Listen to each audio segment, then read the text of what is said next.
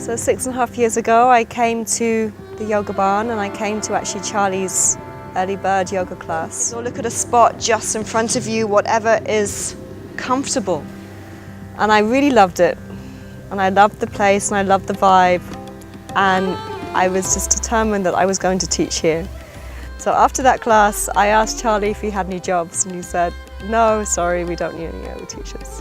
What you will commit to give to your practice. And I came all day, every day. And every single day I saw Charlie, I asked him relentlessly whether he needed a yoga teacher yet.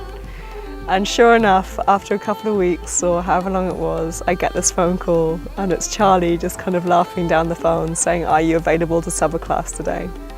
And so sure enough, since then I began subbing and then got a full-time position here. I just come from Kolkata from working with the Missionaries of Charity, and I spoke a lot to Charlie about that side of my yoga practice, which was service.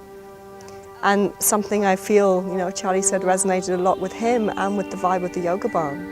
That aspect of many years of my life, which had been devoted to social work, I think he really wanted to have a little bit of that here, which also meant in the beginning he gave a lot of flexibility for me to go back to Kolkata every now and then for several months, sometimes up to 6 months, and continue that work, because it was hard to leave that and just to come here living in paradise when I'd been working really on the streets in very kind of contrasting situations. Actually just step in there and hold the hips as she's getting up. So I lived in the West Bank in occupied Palestine, working as a journalist, as an activist. After 2 years, I realized that I wasn't really much use anymore because I wasn't looking after myself. Yeah, you see such strong things there every day that it's hard just to sit back and not want to do more. So eventually I realized I wasn't really eating and I wasn't sleeping, I wasn't really functioning 100%.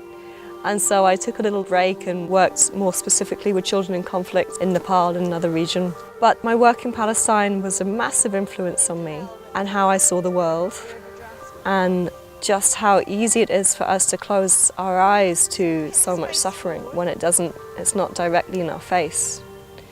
So living here, I was really, really feeling the necessity of bringing that part of my life, which includes many years studying of politics, of development, of working with refugees, as I said, children in conflict, somehow into my practice of yoga, so it's not two different paths. Backs of the arms, and press down and lift up, commit to it. And so from here, feeling that actually I am pretty well equipped to go back there and teach, because I've got my eyes open, I'm not naive, I know the situation.